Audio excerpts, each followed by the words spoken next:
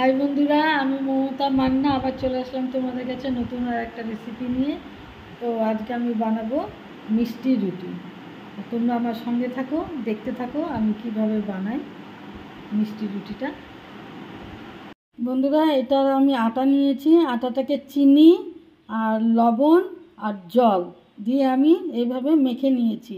এর মধ্যে আমি দিয়ে দেব মিল্ক পাউডার।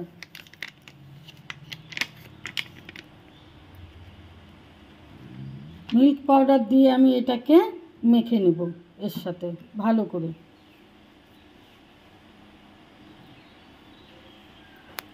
বন্ধুরা, এই যে ঠিক এইভাবে গোলাটাকে বানাতে হবে।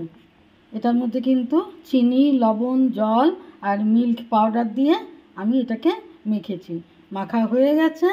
তো এখন আমি এটাকে কিছুক্ষণের জন্য রেস্টে রেখে দেবো। বন্ধুরা, তাওয়াতে আমি সাদা তেল দিয়ে দিয়েছি। এটা ঘি দিয়েও করা যায়, তো আমি এটা সাদা তেল দিয়ে বানাচ্ছি।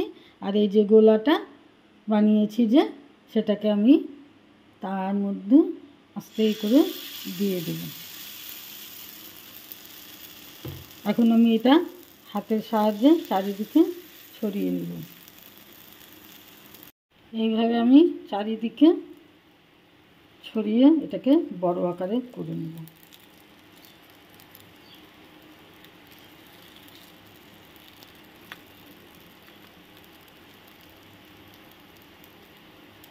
এইভাবে, বা অনেকে হাতা দিয়েও করে, হাতা দিয়েও করা যায়, হাতার পেছনটা দিয়ে আর কি। বন্ধুরা, এই যে ভাজা হয়ে গেছে, তো আমি এখন এটাকে আস্তে করে তুলে নেব। এটা আমি তেল দিয়ে ভাজলাম, আর একটা আমি ঘি দিয়ে ভাজবো।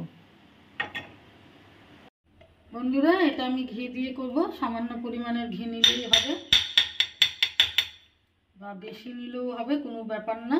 এই যে আমি ঘিটা নিয়ে নিলাম।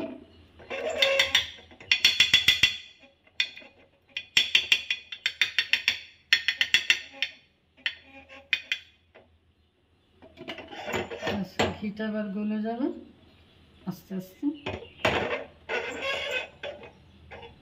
এবার আমি এই গোলাটা দিয়ে দিব, ঘিয়ের মধ্যে দিয়ে দিব। দেওয়া কমপ্লিট হয়ে গেল। এটাকে আমি আস্তে আস্তে করে ছড়িয়ে দিব চারিদিকে।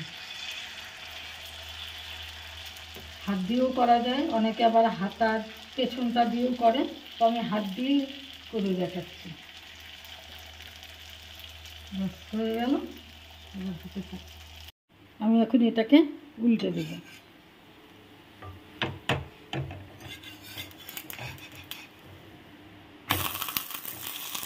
এইভাবে আমি ভেজে নেব। বন্ধুরা, রেডি হয়ে গেছে মিষ্টি রুটি। দেখুন কত সুন্দর লাগছে। পাশে দিয়েছি সস।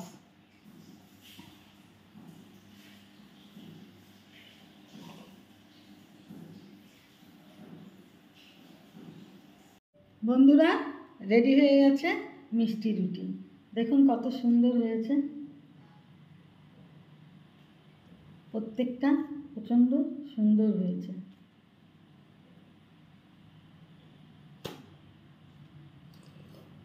বন্ধুরা, আর এখানে দিয়েছি সস।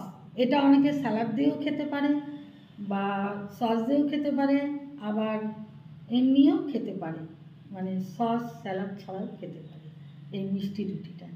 বন্ধুরা, আমার এই রেসিপিটা যদি আপনাদের ভালো লেগে থাকে, তাহলে প্লিজ লাইক, শেয়ার, কমেন্ট করবেন, আর সাবস্ক্রাইব করে আমার চ্যানেলটা পাশে থাকবেন।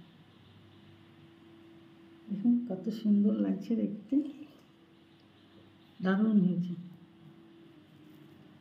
প্রত্যেকটা সুন্দর।